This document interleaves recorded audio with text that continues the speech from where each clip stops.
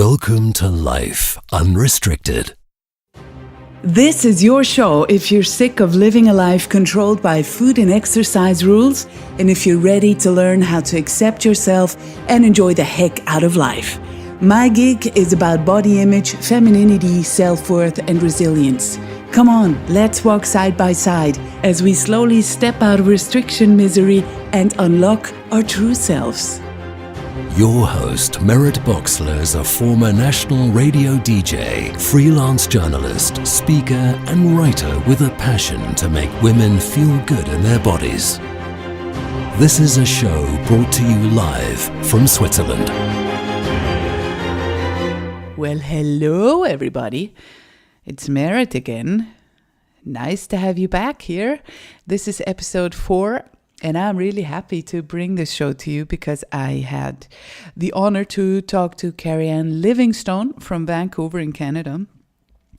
And we almost didn't stop talking and I had to edit. But yeah, I want to make this digestible for you. So I don't want to go much over an hour in the interview. So I hope you're fine with that. So yes, Keri-Anne.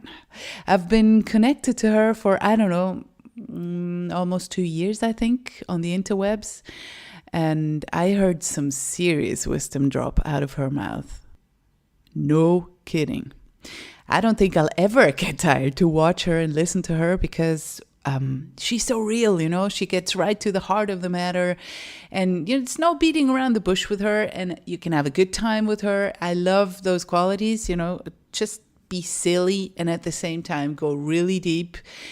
I appreciate those qualities, and she, just like me, she just doesn't do small talk. So we didn't, which I love.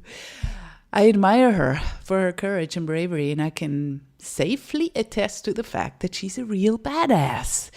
Or let's say that she has let her real badass self out after having been disconnected from it for the longest time. Sounds familiar, right? Ooh. Keri-Anne, she is now serving the world as a certified empowerment coach, impassioned speaker, and edutainer, facilitating connection, authentic expression, self-acceptance, and liberation for us, for open-hearted freedom seekers who want more joy and aliveness in their life and less restriction. I mean, who doesn't, right? The concept that she teaches is called Daring to Suck, and she will tell us all about it and how it came about. And of course, I'm going to link to everything and her websites. She has 2 websites in the show notes over at lifeunrestricted.org. In the show notes for this show. And let me tell you, Keri-Anne has some serious charm.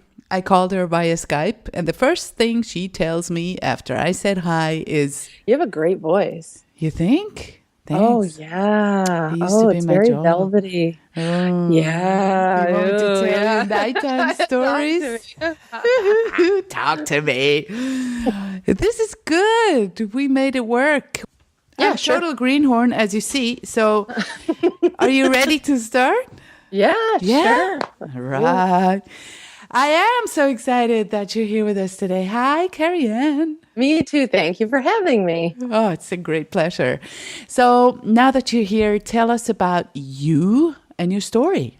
Oh gosh, I always jump in at different spots, but I am a wife and a mother of 2 boys, and I currently in my life now am a certified empowerment coach. I deal a lot with helping women connect with their emotions and be more fully expressed in the world. I'm a speaker, and that's my work now. But a few years ago, that wasn't the case. A few years ago, I was quite locked into a go along to get along sort of situation, which I can talk a little bit more about because that's also what I help people break free from. My go along to get along situation was where I had bought into a lot of ideas that I picked up along the way that were not me. A lot of, I should do this, I should do that. And my life got very small, and my life got really limiting. And even when I got everything that I thought I wanted, I realized I was really still very unhappy. So it's a lot of people have this story. A lot of people have this story lately. I think a lot of people are talking about it now. And that was also mine. And I wasn't willing to make the change consciously. So the universe did it for me through 5 years of devastating losses and gains and changes and transformative events in my life that I felt somewhat powerless around, but they were actually gifts in disguise. So I also coach around that, like embracing the adversity and the gifts in adversity and difficult times. So, yeah. Wait. First of all, what were the things you were running on? The subconscious programming. What were the shoulds that you were following?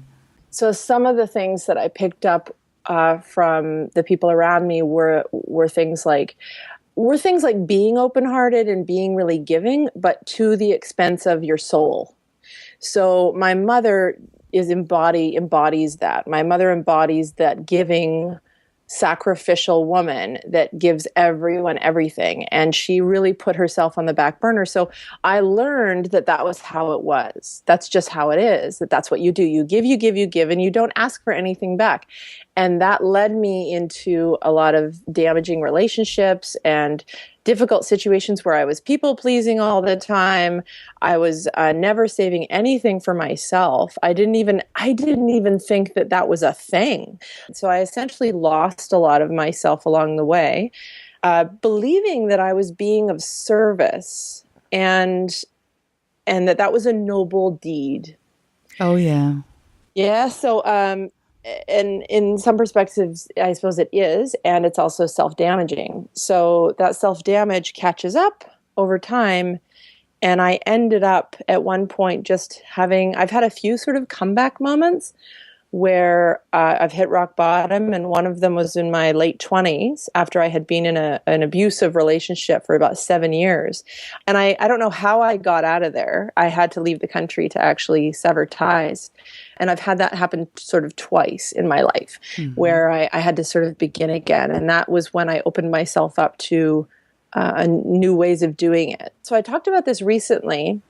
Some people think the biggest transformation happened like just a few years ago. And actually the first version of Daring to Suck happened when I was about 25. And I came back from that relationship, or I was 26. And I was like, well, what do I do? What just happened? Like slowing down, tuning in, paying attention, taking responsibility, not blame, taking responsibility for what happened. Because I couldn't do anything about what he did or how he behaved. But I could see that I participated in that. And so in my group recently, I talked about me looking at that and saying, okay, well, how could I have interrupted this from happening again? How could I have interrupted the pattern? What's my pattern? And my pattern was always compromising myself. And I didn't necessarily know who I was in a way, but I knew how it felt. I knew how it felt to feel compromised. So I got really clear with myself about how that felt. And it felt really not good. And I was like, well, what can I do? So I made an agreement with myself, and I wrote it down in my journal. And I was thinking there was going to be a whole list of them. Like, if I'm going to do this new, I'm going to make a whole list of new rules for me to consider. And the one I came up with was, every time I feel compromised, I'll speak up. So I imagined all the areas in my life where I do this. And at that time, there was a lot of heat with my mother, like a lot of tension, a lot of breaking up of codependent sort of patterns that I was aware of. That was where I felt disempowered. And then with my friends, there was a little bit, but not much. And with like boyfriends and stuff, like that's where I really lost a lot. So I was thinking, okay, if any one of them were to infringe on the rule and to like cross the line, what would I do? Like, how would I actually enforce the thing, And so I actually came up with this. Sounds so silly, but I'm telling you, it's like, it might sound anally retentive or I love that. you know what I mean? Oh, I gotta write that down. But or, like super strict, because I'm not usually like that, but I wanted to set myself up for success. So I almost had like a little script, and it went like this, and I just wanted to make it simple. And if anyone ever crossed the line, I came up with these 3 words. It's not okay. Great start. That's like, it's not okay. And so what I knew about it's not okay is that I thought, okay, well then what are they going to say? Then they'll probably say, what do you mean? Like, what's going on? And I knew 2 things. If I knew exactly what was not okay, I'll speak it. Like, I'll say it. But if I don't, that's probably the thing that I thought would happen most of all, is that I would feel that gut, like, compromise. And I wouldn't exactly know what it was. So I was like, well, what do I do then? Because then they're going to want an answer. They're going to want to know right then and there. Like, they're going to want to have me to have my shit together, right? And so I was like, what if I don't? What if I don't have the words? What if I don't know what to say? Because that's where we all get tripped up. It's like when we feel compromised, we assume that we're supposed to know exactly what's wrong with us and know exactly how to deal with it. So it's not okay. And then they'll say, what? And I'll say, you know what, right now I don't know what it is, but in my body I can feel there's something not okay, and I'm going to get back to you. So that's what I did, and it happened, and I practiced it, and it was good. Great stuff. Oh, it changed things for sure. It changed things dramatically because I did put it into practice in my personal relationships. I actually ended up letting my people know, letting my mom know, because I just went to the people that I knew I had some tension with, and I said, listen, I'm just trying a few new things about how to express myself, so bear with me.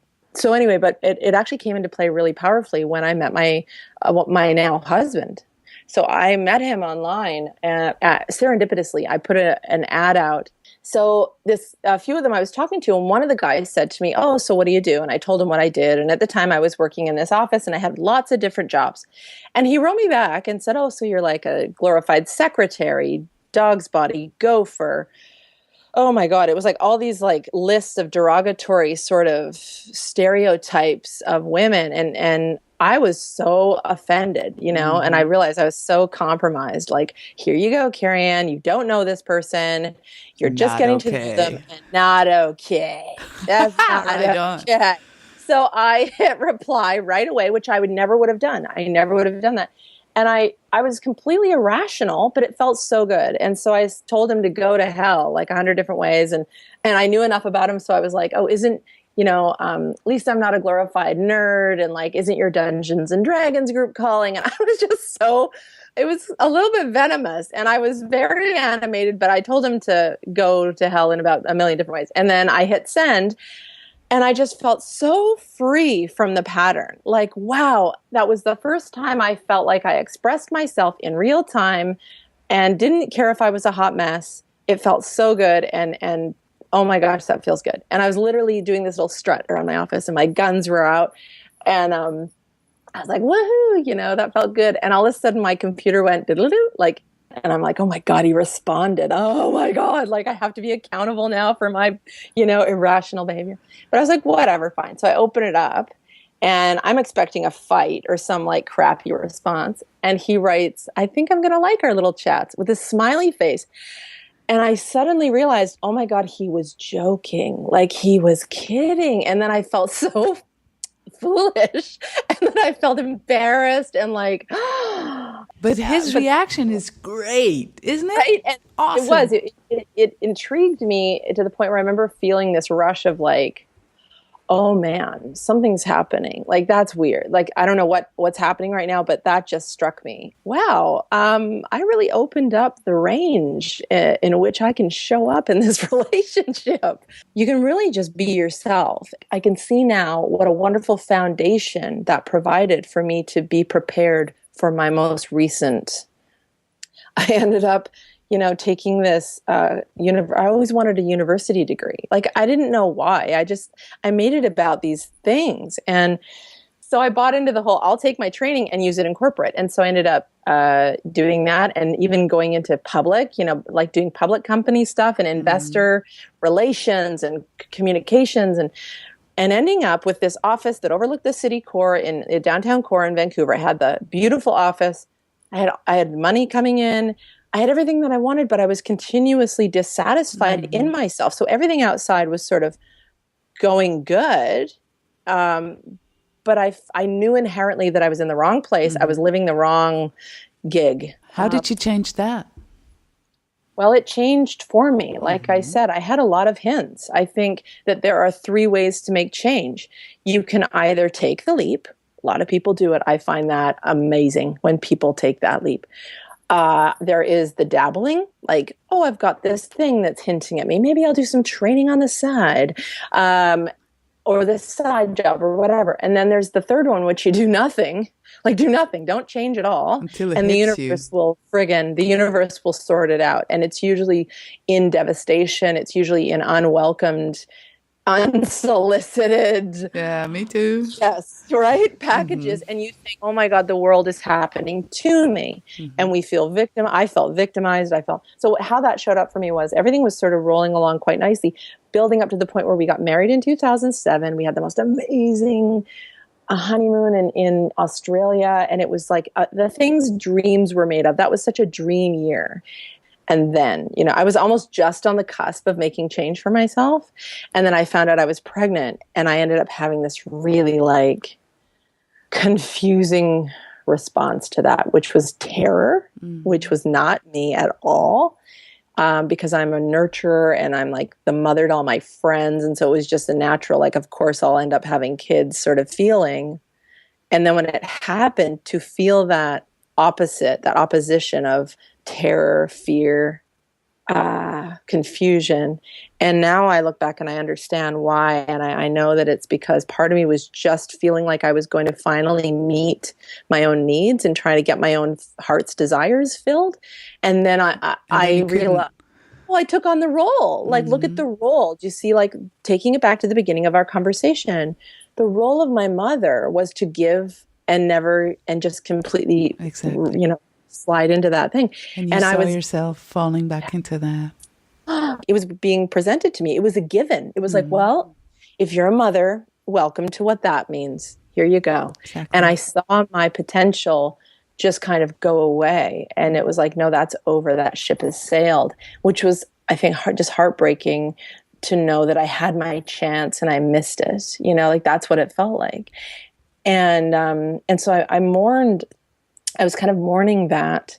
And when I finally got used to the idea and actually embraced it and started to feel the joy around it of acceptance and all the things that actually were, I shifted my mindset and I started to feel really good about it. And we shared our news with everyone. And it was such a joyful day.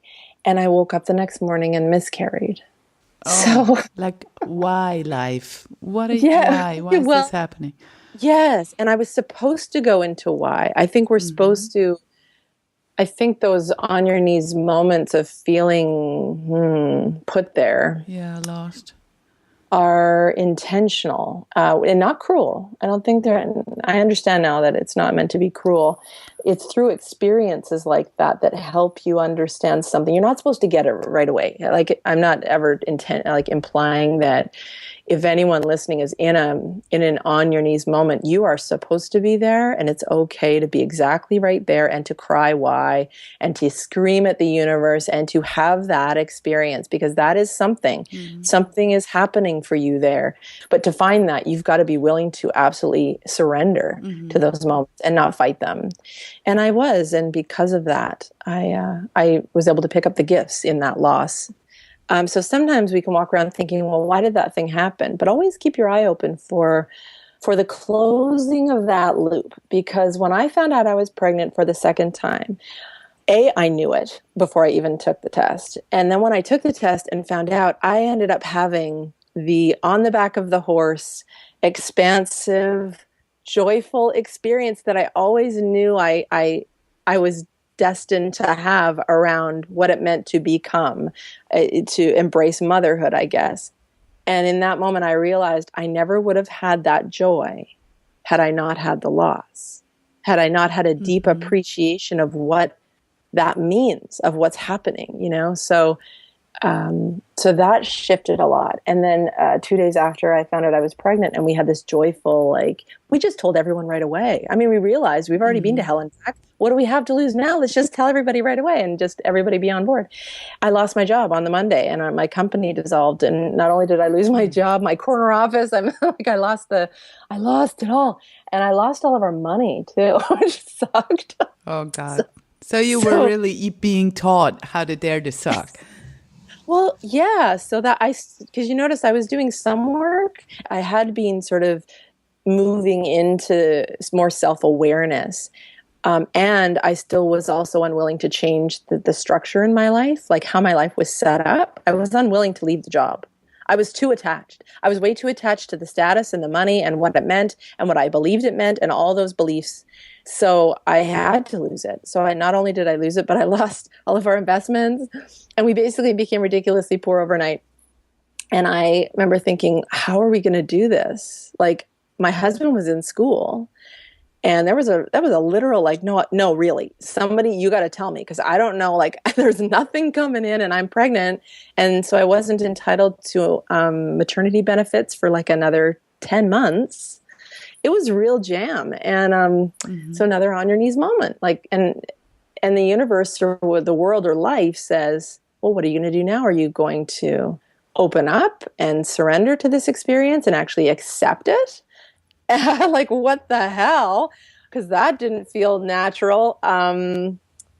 Or are you going to fight and try and make things happen? Which I actually tried. I was like, okay, I'm going to try and find work before I get too big. But guess what? The market wouldn't receive me because there were no jobs. It was the meltdown of 2008. And I couldn't get a job to save my life. And I was trying. So pay attention to when you feel like you're trying everything and you're doing everything and you're doing everything you can and you're still not making any ground.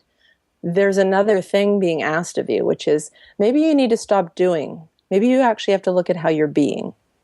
So I was like, fine. I remember saying, I went for a walk one day and I was like, fine. Everything in my life is saying to me, apparently just sit on your ass and receive this time and just see what happens. So let go. And I did. And I bawled grace is a hot mess. People ask for grace. Careful what you ask for. It's like, and I did that, and I started to play around with the idea for like a week. I was like, fine, I'll give myself a week to see what this feels like, and I ended up still unwilling to let go of the corporate thing. I tried to go back in, ended up getting another job, my dream job, I thought, and then the same thing happened. The company started to go down. I lost my contract, and I found out I was pregnant at this again. No job, no money. Pregnant in another economic meltdown of 2011. And I sat on my couch and I was just admitting to a girlfriend, like surrendering in another way, saying, listen, hands out. I don't know. Like, I really didn't know. I said, I don't know what I'm going to do. I don't know what's meant for me. Like, and I think I was kind of asking in a way, just putting it out there. Like, I'm open. I heard a quote that week from Oprah that said, your life is always talking to you. So what is it saying? And I remember thinking, I'm going to start paying attention in a new way, in an even more new way. Like, I think I had already started practicing that. And my girlfriend blurted at me and she said, remember that coaching thing you used to like? And I looked at her like she had three heads, because I hadn't talked about coaching since we lived together when we were in our 20s. When I was 25, like, go back to that time. And I was like, I have real problems here. What are you bringing that up for? Like, come on. And she's like, well, you really liked it. And I was like, yeah, I did. And she's like, and you'd be really good at it. And like, I think you kind of do that already. So, and I met this coach and she introduced me to this world of coaching and what it even meant. And I was like, this is a real thing. Oh my God. And she's like, this is, KeriAnne, I think you're meant to do this. And this woman, this angel that I didn't even know, swooped into my life, grabbed me by the shoulders and said, you are meant to do this. And I know it. And she helped me get into a program to teach me what it was all about. And it was like I'd finally met my people. And I was so excited. And it was in one of the training sessions that I was obviously trying way too hard, just trying to do it right. And I got called out, and one of the instructors said, just off the cuff, I dare you to suck. And it rung a bell in me very deeply. And I was just like, I hear that differently. I know how you meant it, but I think I kind of want to live my life like that. And so then I started writing about it and living this daring to suck process, which was I'm just going to dare myself to do things and not care if I'm bad at it. Like, what if I made that a thing? And wrote about it and shared my experiences and built my business at the same time, like started to bring clients in that resonated with my story and some of the adventures I was going on. And they were inspired, for goodness sakes. Like, I didn't realize that me sharing my most intimate stuff would inspire people. And now I know more. Now I know even more. And today that it's led me here. How do you teach your clients to detach themselves from the outcome? It's a shift in power, like how we give power to the end. Like, we really put all of our eggs in that.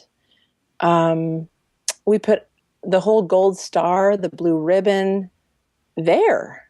And it disregards everything that went into it in some ways. Like, even in having the idea to do something, that's worth celebrating. Like that, like you're robbing yourself of the joy that's along the way. So how do I do that? I ask the question, what would it be like to be unattached to the outcome? What does it mean for you? Because I know what it meant for me.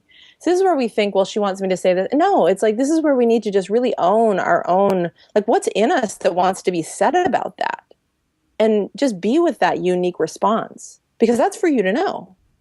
And for me, my first response was not good. I was like, well, what's the friggin' point? Mm-hmm. I was so bought into the outcome that I resented my coach for even inviting it into the space. Well, you've invalidated my whole existence. I don't understand. I don't get it, you know? Mm-hmm. And he said, well, I'm going to go now. I'm going to leave you with it. And I was just like, what? No. And he's like, you're not supposed to answer it right away. It's a big question. So right now you say, what's the point? I want you to come back to it tomorrow. Ask again and see. Because it was total resistance. I was like, wow, I'm so resistant to even answering the question, because what's the point? And the longer I stayed with the question, I started to find my own way through it. To the end, at the end of it, I realized, oh my gosh, you know, being unattached to the outcome would mean not necessarily not caring about other people or not caring. To me, it was like just caring more about me, caring more about the intention, caring more about why. Actually putting all my eggs in that, all my oomph, all the energy and all the power in the reason. Mm-hmm. And so if I stayed in the intention of everything, well, then I'm winning all the time. Yeah. You know? And it actually makes way more flexibility. Think about the flexibility of that. I have more flexibility to change and morph and evolve with it, as opposed to being so stuck about how it is supposed to go. I limit myself if I hang out in the outcome. But if I stay with it, I can evolve with it. I can actually make those adjustments. I can adjust the sail and it be more intuitively led. And it brings vulnerability into the game, right? And a lot of people are resistant to that. So how do you help them with that? Well, this is where, you know, what does it mean to be vulnerable? And that's not for me to answer. So I'm throwing that out for each person who's listening. Find out what it means for you. Because my definition of it isn't going to help you. Only your definition of it is going to help you, because once you understand what you believe vulnerability to be, that's for you to know and say, okay. So it helps us sort of take more personal responsibility and personal ownership and put the hand back on the wheel of our life and say, okay, well, you know, so if you believe it means weakness, and if you believe it means you're susceptible to attack, you know, get really curious about that. You know, when you see other people be vulnerable, is that really true? What happens when other people are vulnerable? How are you with someone that is vulnerable? Do you want to attack them? They're a lot more relatable usually. Yeah, 9 times out of 10, unless you're a complete psychopath. You got to make room for the psychos, I guess. Right? I don't want to be like so idealist. But yeah, people think, oh, if I show them my jugular, if I, you know, reveal my weakness, that they're just going to come up and karate chop me right in the, right in that soft spot. And the truth is, 9 times out of 10, when you are that willing to be seen, they don't. It actually dissolves vulnerability to me is the ultimate power. It's the ultimate superpower. It has the power to dissolve walls and break open hearts and break down masks and facades and have people just, they don't know how to be with it sometimes, and that's okay. That just shows how unfamiliar they are and how they haven't been exposed to it. So then you end up becoming a leader at the same time without knowing it. Like, who knew that was leadership? But to me, I know that to be so true. It's a new leadership that's making its way. But I think self-worth is the basis of all this, because you can't own your vulnerability if you think you're not worthy at all. Then you just try and people please everyone, right? So how do you start building up self-worth if there's a great lack, because there is in many of us? Yes, there is. So where I want people to start is to remember what they forget. It's like, remember what you forgot. Remember what you forgot, which means a lot of the times we innocently believed our self-worth was built on external validation, external feedback, what we heard from people, what we saw from people, what we received from people, experiences we had shaped our perception of self-worth. So therefore, if that person didn't respond to me, I must not be worthy of responding to. And it's false. A child always sort of comes up. It's usually when we're children, we're handed over to people. We're delivered to people that sometimes don't know how to. Amateurs. Amateurs, bless them and their innocence, because there's innocence everywhere. So yeah, when we're handed to these people, that I have no doubt in my mind that we're delivered to the people that we are meant to be delivered to, because they're great teachers for us to help us find our way back home. Because, through those adverse moments, they point us inward, because if we keep pointing outward, well, we're never getting our needs met. So, but it's almost like the last place we look. So I say, remember what you forgot, meaning take a look from your adult, wiser, more experiential self, your big self, the one that knows, and you picture that innocence that didn't get what she needed. It's like, really see her. You're the one that gets to see her. So if you see her, what qualities do you want to acknowledge her for? Who is she? Because she never heard it. She never got that. So we end up becoming our own superheroes. We're always looking for other people to do it for us. And when someone handed that back to me, it was actually, I was like in my teens when this happened. I think I used to run home and watch Oprah when I was like 9 years old. When my friends wanted to go play, and I was like, no, Oprah's on. I gotta go watch Oprah, which also made me a bit weird. There was this guy on there that did this visualization of imagining your childhood home, like around the age of 5. And he had you walk in the house and find your old room and go into the room and find your 5-year-old self and to sit with her. And it changed so much for me. Because when I sat there with her, he was saying, sense into what she needs. What did she need from the people she was given to? What did she not get? What is she missing? And he offered the opportunity for me as a grown up. I was like 9 or 10 years old. Well, I was actually more in my, I was about 14. So I used to run home at the age of like 9 or 10, but it was when I was in my mid-teens that this happened. And it offered me the opportunity, my grown-up self. That's so funny, because I did feel so grown up when I was 14. Mm-hmm. And it gave me the opportunity to, go be with her, identify what she needed and she didn't get, and to be the mom, to be that loving, nurturing presence. And at the end of it, when I noticed in the beginning, she was on the other corner and I was on the other corner of the bed. And then we started sharing more openly. And then I started giving her the things that she needed, the validation and the acknowledgments, and just so much so. And it filled her up to the point where he was like, all right, now pick her up and get her the hell out of there. Like, pick her up, put her on your hip, and let's go. Like, grab her hand and walk out of the house. Oh my God. That's touching. That's really touching. Oh, and I just got goosebumps. And it changed. Of course. Yeah, it changed everything for me, because I took my power back. Mm-hmm. I took my power back in that moment, and I know people had it worse than I did.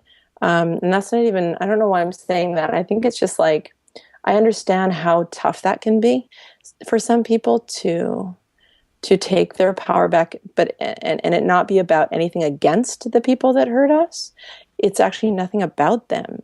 It's about us just remembering and reconnecting with the very person that has been under our nose the whole time, which is ourselves. And I don't think we're supposed to know that until that opportunity isn't supposed to happen until we're older. It doesn't make sense for us to be that together when we're 5, 6, 7, 8, 9, like to do that. So it makes sense for us to come back and continuously retrieve parts of ourselves that are innocently stuck in time, that are requiring messages and that unconditional love that we actually know how to give, because it's the very thing we want. It's pretty awesome. Like, we're really, what I know now is we are the most awesome, what's the word I usually use? It's like we have the most incredible GPS system. We have the most incredible system. We're like the most fascinating package, and we just don't have the manual. And once you start to figure out how you work, it's like everything you do need is inside of you. And it's just using those resources and knowing that you're making yourself worthy enough to give and receive from yourself. Like, just finally blowing that up. Like, what would it be like to finally get what you wanted from the very person you actually need it from? And, anyway, it's a big thing. Wow, it was very deep. And it's taking the power back instead of wanting it from the outside and then, people pleasing or dishonoring yourself or changing yourself into someone you're not in order to be validated by someone else. That's usually leading to some sort of catastrophe sooner or later. And then we only then start to learn how to really feel self-worth and build it up from the inside, right? Yeah. Well, once you go back to those moments where you felt like you were not valued, be willing to look at the innocence on the inflictor, or on that, like whether it's a parent or someone that infiltrates your life and feels like it takes something from you, and understand, to finally see and realize that it absolutely had nothing to do with your worth. It had zero to do with your worth. It had everything to do with their experience, with their hurts, with their pain. It had zero to do with your worth. But innocently, you couldn't have seen it any other way, because we don't have the voice, we don't have the wisdom, we don't have the awareness. So it makes a lot of sense that we innocently pick up that assumption. We make innocent assumptions along the way. And once you can see it, that changes everything too, because then you start to unravel every moment you felt disempowered and you say, oh my God, I didn't know. Oh shit. And it makes room for a new truth to replace it. Yeah. But would you believe I had to turn 40 until someone told me that? And then I was at many workshops and tried to work this stuff through and see the innocence. You might have read some of my blogs about my mom and my dad. Beautiful vulnerability. Such a leader. Yeah, and I know that I used to blame and judge like crazy. I mean, I wished death upon my father, who's still alive, and I was glad, I thought, quote unquote, that my mother was dead, which is totally ridiculous. I was probably just trying to protect myself from feeling through it. And after I had felt through it, the blaming and the judging just fell away, because I saw that we're only passing on what we've been handed. And that's what happened. Yeah, totally. Yeah. And to love the one even that wanted to blame. Like bringing it in to be with those parts of you that rise up. And it's never, not that it's never done, but there's always something new that's going to show up, even if it feels old. Like sometimes I'm like, oh, is that still here? Right. And I, as soon as I hear this still, I'm like, come on, like, am I really, there's no completion to this self-actualization process. So how am I going to be with me? I think it sucks that it's never over, frankly. Every time I see the woman on the 5th floor in my apartment block, I remember that she once asked me, "Are you pregnant?" Just because I was like, "No, this is a food baby, man." And, and every time I see her, this comes to mind, and I want to start hating on her. And then I'm like, this is probably about her and on me. But this is it really cut me to the core. And every time I see her, I want to go, why did you tell me? Look at where she's pointing you. Look at where she's pointing you to be with. So this is where FUs can turn into thank yous. So I am so aware every time I have an FU in my life, I'm not necessarily quick to go to the thank you, but I'm like, oh, I know that you are showing me something. So what did she show me? Well, where is she taking you to? Where is she pointing you to? Think about it. Body image? Yeah, of course. How you see yourself? Well, so you say of course, but yeah, it's right there. So self-image, body image, body healing, the relationship with your body. But I was resistant to that because I was convinced that she was right. I did look pregnant and this had to be fixed. That's the problem. Thank you. So she's pointing you to that. She's pointing you to the dissonance that's in you because it doesn't feel right. That's the tension that's in you. So this is where they are gifts in our life. They're horrible on the surface. We're like, oh my God, you are horrible. You make my eyes want to bleed and my ears want to bleed. I don't want to see and I don't want to hear. And it hurts and it can hurt. Oh, it did. That would be like if she walked up to you and said, oh, are you a carrot? That wouldn't have hurt. Right. Because it wouldn't have struck a chord. Yeah. Yes. So that's your chord. And your chord is your chord. It's your beautiful chord. So go be with your chord. Go be with your chord. What does your chord need? What does it need to know from the part of you that knows? The part of you, the nurturing mother part, the woman, the one that holds all with compassion and openness and unconditional love. Like, well, go be with the hurt.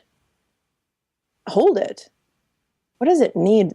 What is the hole that needs to be filled here? What is the need that needs to be met? What have I not given myself that I could really give myself right here? Is it a good cry? Is it just to release that baggage? So some people walk along and then we think, oh my God, I think triggers are the most miraculous things. And I will ride those suckers because sometimes I'll get triggered for something that doesn't make any logical sense. Like the trigger would be like very superficial. Like I'll do like this, I'm sort of showing you with my fingers and it's like maybe an inch deep, very superficial. But my response feels like the ocean.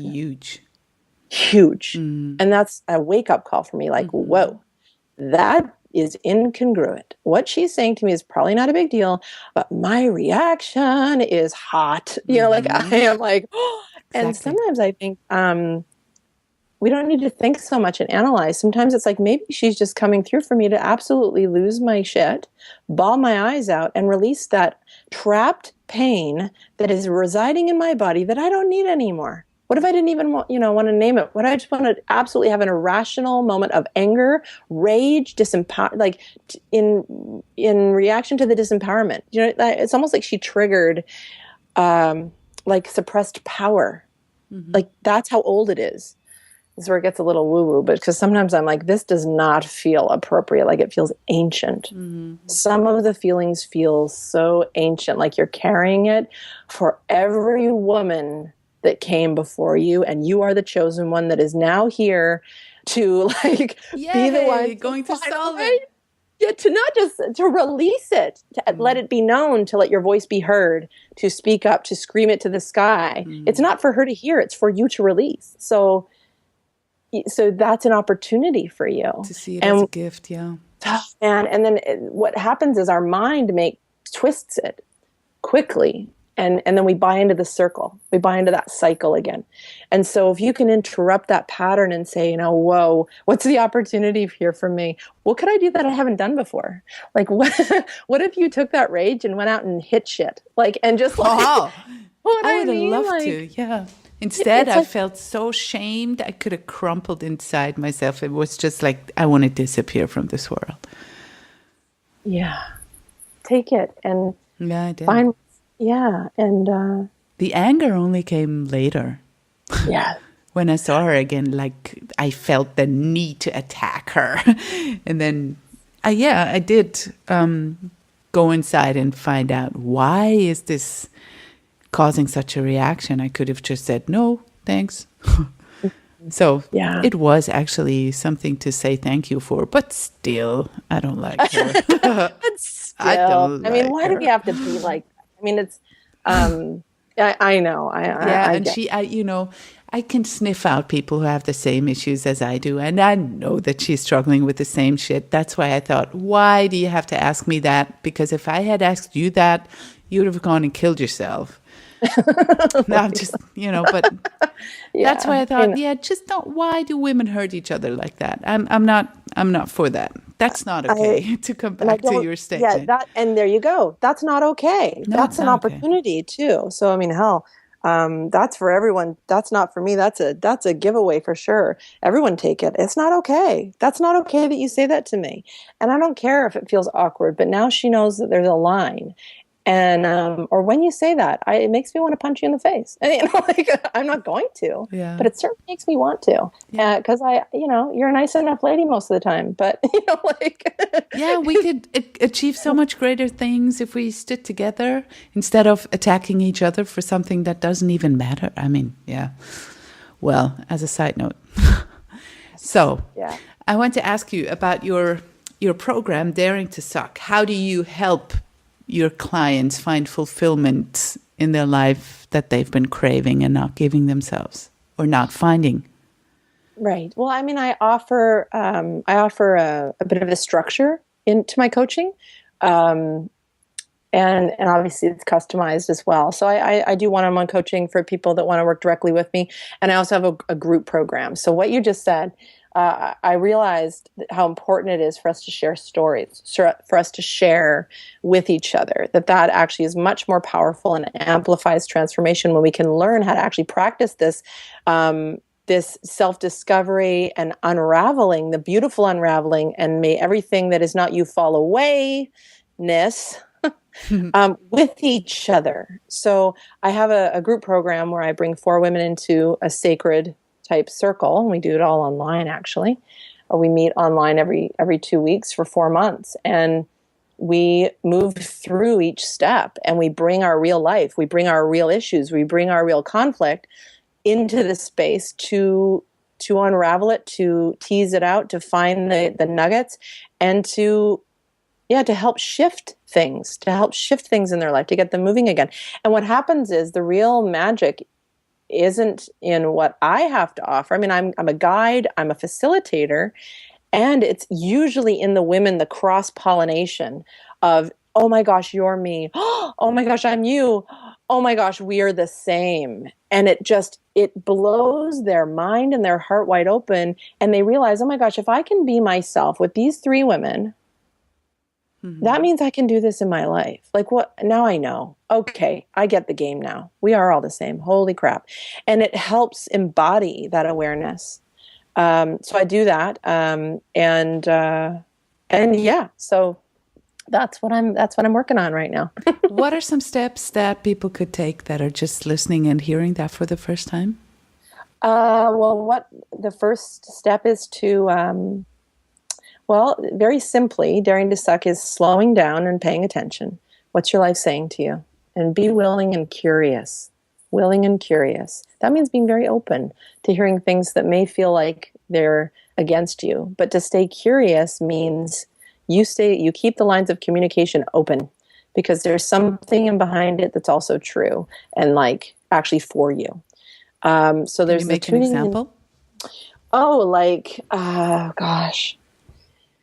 Well, things that happen in your life and you think it's one thing, but it's really another. It's like you think it's adversity and like the world's against you, or this woman, right? Like maybe there's something else going on here. What am I being challenged? How am I being put into a corner here? And what is the opportunity here for me to, like, what am I being asked to do here that I really don't want to do? But what's important about that? Like, oh gosh, what's happening? And to step forward and to speak up. So the tuning in is to have you slow down and tune in to your own responses. Be with your stuff inside you and speak it up. And people here speak up and they think, oh my gosh, she wants me to go like start a war with the lady down the hall. And it's like, no, speak up for yourself first. Be clear with how you feel. Be with you first. Speak up with you first. Mm-hmm. You know, do your inside stuff. Be aware, and then find a way of how you want to start letting people know about what you're learning, or how you want to take that learning and apply it. And so those are the 2 steps that I would say, and to find out how you want to roll with that. Is that what you mean when you say admitting your shit is pivotal to move forward in life? Yeah, yeah, admission is great, because admission isn't about the other person. You get to just admit stuff. Like, you want to know how I heard that? Oh my God, when you said that, I heard it this way. What?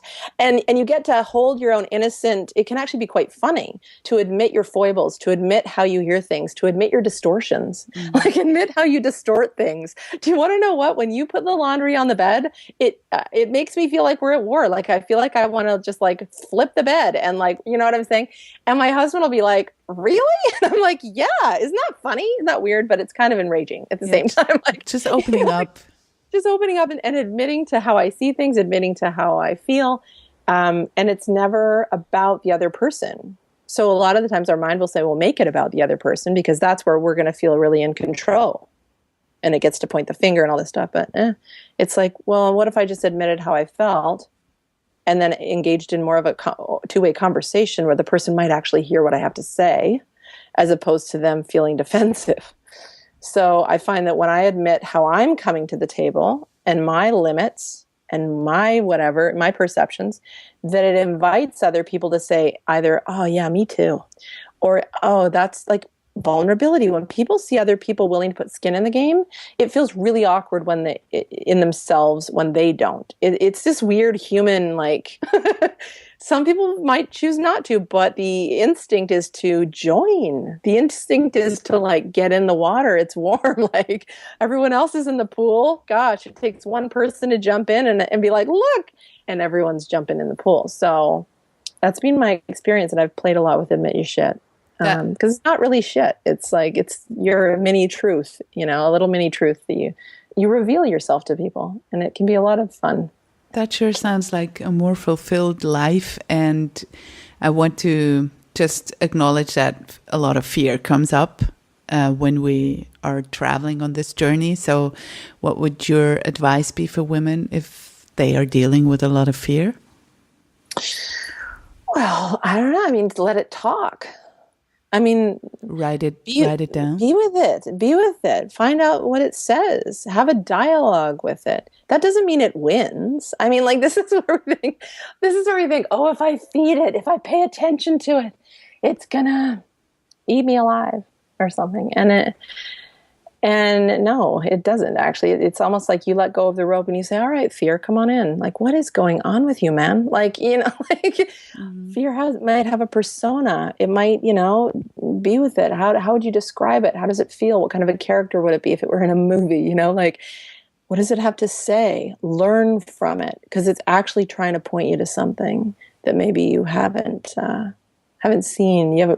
Because who wants to get close to it? I think our society says, well, you know, just be positive. Just be positive and I don't agree with that. I just fundamentally don't agree with be positive. Isn't that funny? Yeah. Because I think we're many parts. So that would be like forsaking a whole wing of me, forsaking a part of me just because it's not positive. That's not okay. That's not okay in my books, because they have value. They're just misunderstood. So my job in my life is to start understanding my parts as they arise and to bring that curiosity. So that is what I say. Bring curiosity, ask it some questions. Don't be afraid of it. Don't be afraid of the fear. Welcome it and see what happens. See what you learn from it. Even if it's just to vent. Sometimes the fear just might want to vent. And when you see it down on paper, you go, oh, your wiser self reads it and like sees it and says, oh man, hang on. Okay. So we just got rid of some junk, some space junk or some emotional clutter maybe. And then ask the question, what's here now? Is the fear feel the same? Notice that. Does it feel the same that it did when we first sat down and talked? And I'll bet you 10 times out of 10, it'll feel different. Something's going to change just by hanging out with it. So just follow it. Yeah. It's comforting to know, for me, that fear comes up for everybody all the time, And it's just about dealing with it and not expecting for it not to be there and to be fearless, because no one is fearless, right? That's right. So what's our relationship with the fear? Knowing that it's an inherent part of us that is there for safety, and exploration. Like, it's, when you're afraid, it's saying something big's about to happen, something unfamiliar. So it's more about unfamiliarity. That's it. So if you realize that, it's like, oh, well, yeah, I've never done this before. It makes a lot of sense that I don't know. Who jumps into I don't know and doesn't feel some sense of it's so crazy. I mean, look at the silliness of the expectation we have on ourselves to be this superhero, like, just delivered that way. That we're just like this, like, it's not just happening. Silly. No, it doesn't make any sense. It doesn't make any sense for us to assume that we should be that again, perfect. There's nothing to work on. Not work on, but there's no growth. There's no. That's not interesting. That's just not interesting. I mean, straight up, that's pretty boring to feel fully put together. I don't know. The author Elizabeth Gilbert has a beautiful way of putting it. Like, fear gets to come along for the drive, but it doesn't get to drive and not touch the dial on the radio. So it just gets to sit on the back seat and drive along. And I really, really like the picture, because it makes sense. You're not saying stay out of here, but you tell it, okay, you're invited, but you have to sit in the back seat. You don't get to say where we're going. And when you said that, I pictured me driving and me reaching my hand over across the seat and holding its hand. Aw, that's almost too sweet. Yeah, but that's really sweet. It's pretty friggin' sweet. Because I'm fear not there yet. Yeah. My fear is usually just incredibly innocent and misguided. And it's like carrying a bunch of old stuff. So I'm like, it's okay. Because I'm the mama. So if I'm the mama, it's like, I got you. I know you don't get it. You know, it's like with kids in the grown-up world. Sometimes they're like, I don't understand. And that's where we do show up. And we say, sometimes I don't understand either, but I do know something. That's hard to describe, but to hold its hand and be like, well, at least, I don't know. Yeah, that feels true for me. And I understand that that's going to be different for other people. Some people are going to want to put it in the trunk. And I'm telling you, the first time I did this work, so fear and I have evolved. So I'm telling you, yeah, we've evolved. In the beginning, it was very much a plug my ears, la, la, la, la, la, la, I can't hear you. I literally did that one day in real life and ran out of my house with my keys to make sure that I could go out for coffee with myself. I mean, that is how fear or like oppression, this oppressive energy was in my life, where my husband said, I'd had my first son, and he was like, I'm going to take, Denny for a couple of hours and you go have some time by yourself. And I was like, what? Like, what am I going to do? And the closer the time started ticking, and I was like, by the time the voice came in, by the time you get your keys and like get in the car and go and do the thing, it's like, what's the point? Worth it. What's the point? And I remember thinking, oh my God, like being so face to face with the voice when you hear it and you go, so sometimes in the beginning, it's just brutal action. It's radical action that just needs to help you see that it's possible to see what's on the other side of it. So I literally grabbed my keys as soon as I heard it, and I was like, oh my God, la, la, la, la, I can't hear you. Just grab my wallet. And I ran out the door, and I ended up getting to the coffee shop in like 5 minutes, and I had like an hour to sit. And I was like, that was so silly. It was laughable. I was like, man, I can't believe I just had that ridiculous experience with myself that I had to like run screaming out of my house to go for a stupid coffee, only to learn how ridiculous this game is. And once I saw it, I was like, all right, okay, now I know how that feels. And now I know how it feels on the other side of it. So then you start, that's dabbling. That's a pretty benign example, like pretty safe. It's not like I was out going on stage in front of hundreds of people or something. I was going for a simple coffee. So, I mean, pick and choose how you play with it, and just to learn, oh, that's how it goes, that I get my needs met, that I actually have a nice experience. And that little voice, I'm not quite ready to go engage with it yet, but man, I'm so aware of it now. And And now I'm going to know, I'm going to maybe do that for a while. So then I would play the la la la la, I can't hear you game for a while. And then I felt more mature, more strong in myself, more confident to actually start engaging with it. So I think there is a natural evolution about how we evolve with it. So yeah, I think that's definitely fair. Mm-hmm. Yeah. I want to ask you one final question. That would be, what would you like to be remembered for? Gosh, that's a good question. I don't know. Oh man. I mean, daring to suck comes up. I think that feels like something I would be proud to leave a legacy behind of people that connected to it and lived it and tried it and expanded because of it. So that feels, there's something there. But just, I would love to be remembered for being open and willing, just open and willing. Open and willing. I mean, that just goes on because I think that to me is, that says a lot. I think that's a nice way to live. I think that's inspiring. I'm inspired by people that are open and willing in that vulnerable place. So yeah, maybe a mixture of the two. I don't know. I can't let you leave without you leaving your contact details with people, where they can find you and how they can, if they want to find out about your programs. Yeah, you can find me on the interwebs, daringtosuck.ca, or you can find me under my name, KeriAnneLivingstone.com, on Facebook and all those beautiful bits and pieces, the pages and the Instagrams and all that jazz. Whatever you dig, you can find me on there. And yeah, I am. Right now, I'm doing a free program that I do a few times a year when I actually take people through my 8 days of daring.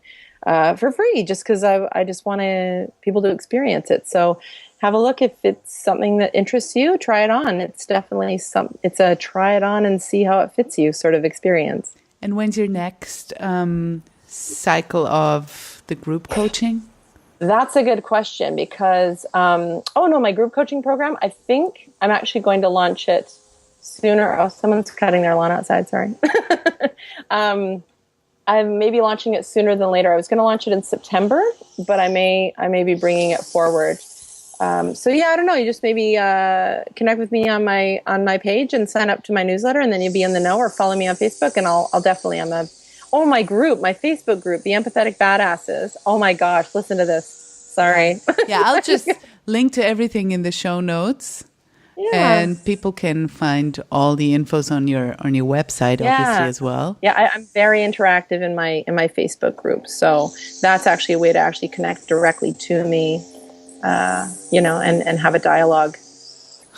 I'll give your neighbor the show stage now with his lawnmower.